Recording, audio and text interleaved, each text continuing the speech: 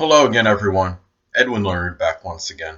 In this YouTube astrological segment, I'm going to be dissertating and talking about having a Scorpio Sun and a Virgo Ascendant in a natal chart. Now, these signs are compatible by sign, they are sextile by sign, and the energies are both feminine, which is both introverted. Scorpio Sun can be secretive, mysterious. Uh, really themselves could be very private and really doesn't like to divulge too much to others, especially regarding their personal life. Now, Virgo Ascendant can be very shy, can be reticent. They're introverted as well, of course, being the feminine sign. It is a sign that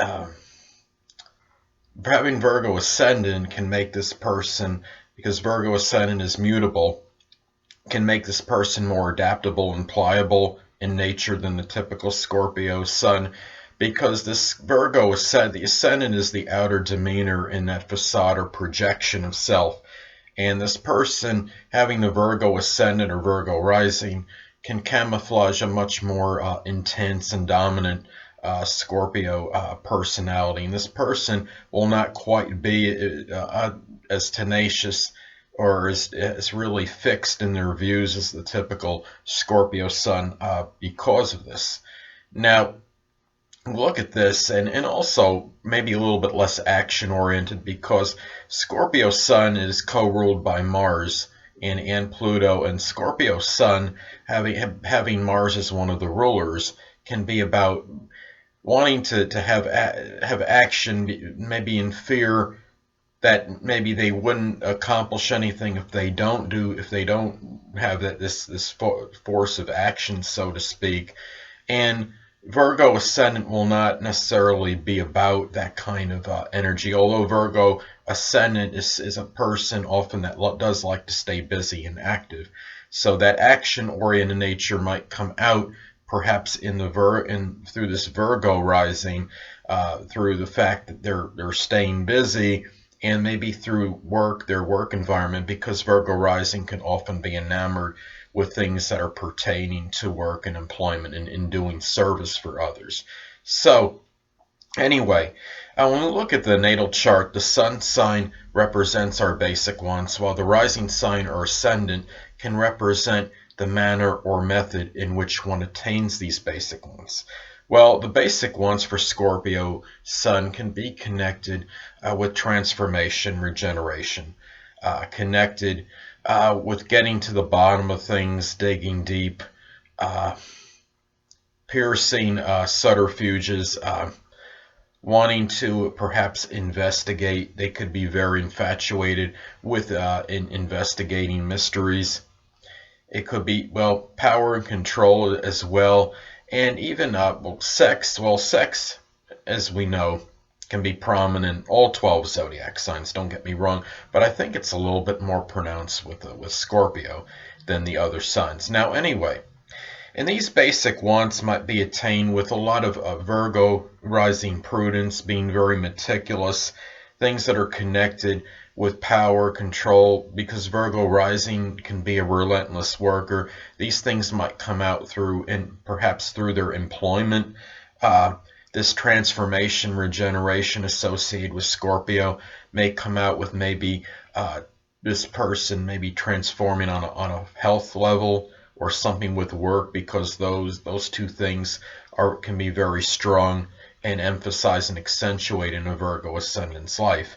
Now, the Scorpio basic wants may come out perhaps through a Virgo-like career or vocation. It could come out perhaps through like a systems analyst, a data analyst. They might bring that emotional intensity into it. Perhaps this control comes out through maybe a Virgo rising type profession, and could be even connected with maybe this statistician working as an editor, proofreading, and dental hygienist. And being a dental hygienist, you could put that Scorpio getting to the bottom of things, so to speak, and you have that Virgo rising attention to details and being very punctilious with details. This could also be a person that really that might pursue Scorpio Sun, things such as investigation, um, forensics, police work, somehow, perhaps as a psychologist, psychiatrist, astrology, supernatural subjects, and do this with a lot of Virgo rising analysis and a lot of precision and that acute attention to detail, being punctilious with details. Now, it's important to look at the aspect that is made between the Sun in Scorpio and the Virgo Ascendant, as this could show and indicate whether how these energies may integrate well or not, or perhaps not at all. If there is not really at all, but they might have trouble integrating if there's positively if it's a negative aspect, and maybe just integrating in general if there's no aspect. You get a lot of isolation as far as the energy would go. Now, anyway, let's say that the person has the sextile aspect between the Scorpio Sun and the Virgo Ascendant.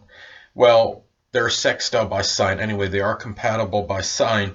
So this could be very auspicious, and have a person might have a very good positive integration of these two signs, and have even better one than just the fact that they are sextile by sign. So this would make them work even better together.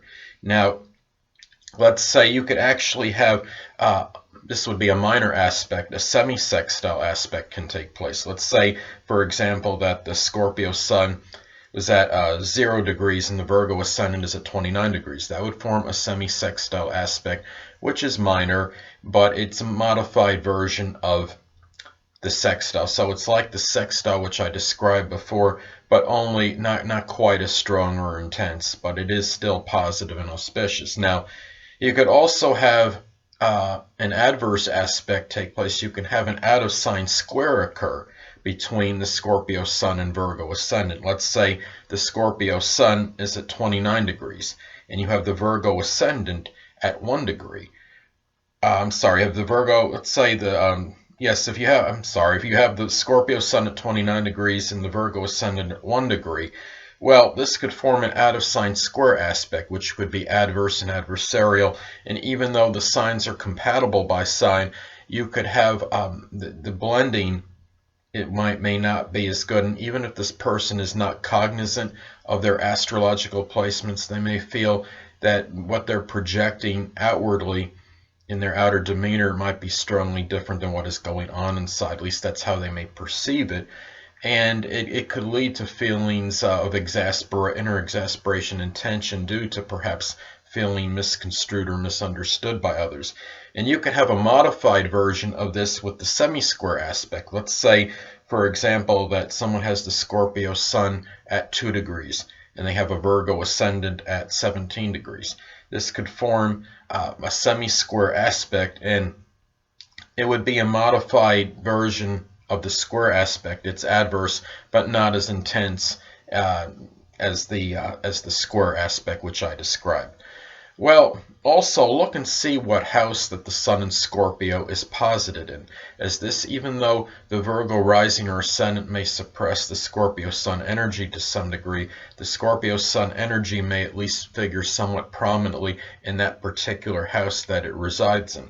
Now, let's say that the Sun in Scorpio is in the first house. Well, this is an angular house, and these qualities might be might come out more strongly than the typical person that has the Scorpio Sun and Virgo Ascendant, and it might come out a little bit more on a first impression than otherwise indicated, since it is in the first house, and people might see this probing quality and this emotional intensity come out strongly, perhaps as well with the Virgo Ascendant, on as far as that first impression may go, and because it's in the first house. Now, if it's in the second house, that Scorpio emotional intensity might come out in matters connected with their resources and possessions, and wanting to have strong control over them.